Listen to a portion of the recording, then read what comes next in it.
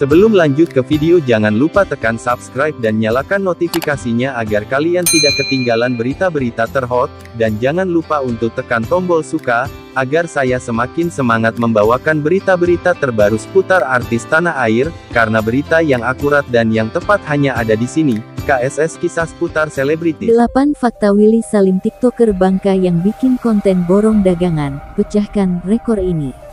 Inilah fakta Willy Salim, TikToker Crazy Rich yang terkenal sering membuat konten memborong dagangan hingga seisi toko di TikTok. Sosok Willy Salim belakangan sering diperbincangkan netizen karena keunikan konten TikToknya. Betapa tidak, Willy Salim sering membuat konten yang menghabiskan uang puluhan hingga ratusan rupiah. Mulai dari memborong dagangan pedagang, memborong seisi retail supermarket, seisi pom bensin, hingga satu pabrik susu kurma. Aksi yang dilakukannya itu sukses bikin netizen tercengang karena dianggap bakar-bakar duit. Tak ayal berbagai spekulasi tentang Willy Salim pun bermunculan. Banyak yang mengira Willy Salim adalah anak dari bos pemilik Indomaret yakni Antoni Salim.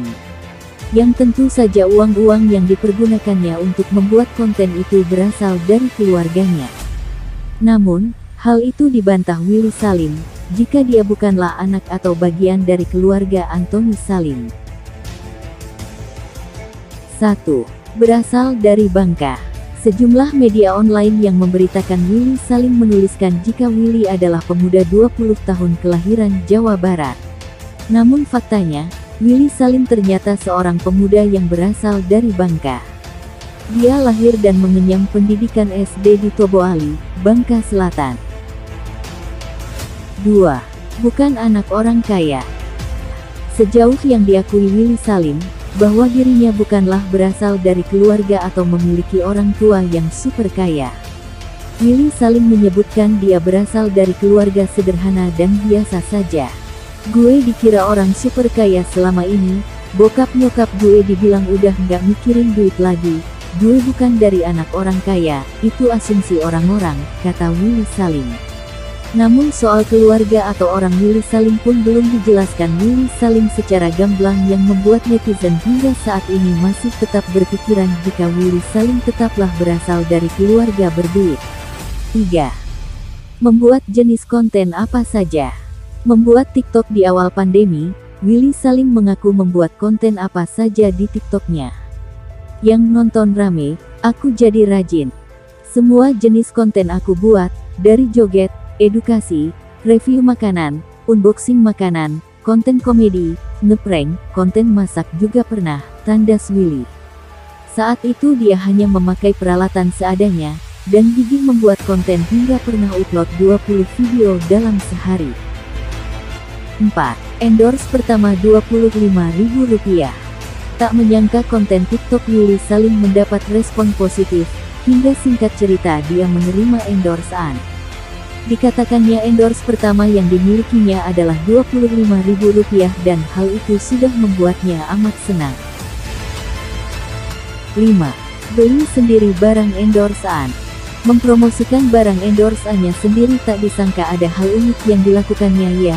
Willy Salim secara jujur mengaku membeli sendiri barang yang ia endorse itu demi membuat sellernya senang. 6. Video TikTok ditonton puluhan juta. Konten video yang dibuat Willy Salim tembus puluhan juta kali tontonan. Bahkan kini dirinya telah memiliki followers 20 juta. Videonya yang selalu FYP alias viral itu selalu membuat penghasilan Willy Salim terus masuk bahkan kebanjiran endorsean. 7. Suka borong dagangan hingga pabrik. Dari penghasilan yang dia dapatkan ternyata diputarnya untuk membuat konten TikTok. Uniknya, Willy Salim tak pernah tanggung-tanggung saat membuat konten. Konten borong dagangan sudah menjadi makanan sehari-harinya Willy Salim. Dari mulai dagangan pedagang di pinggiran jalan hingga retail ternama sudah pernah diborong Willy Salim. Paling viral, Willy Salim saat membuat konten memborong isi KFC. Willy Salim juga belakangan membuat konten masak dalam porsi jumbo. 8. Pernah rugi ratusan juta rupiah. Ternyata, keberuntungan tak selalu memihak Willy Salim. Dia mengakui sempat rugi bandar lantaran membuat konten-konten video memborong makanan di TikTok-nya.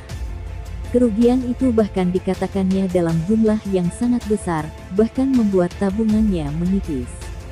Hal itu membuat dirinya sempat kacau dan bingung. Namun dari situ dia belajar untuk memanajemen uang dan juga konten-konten video yang akan dibuat.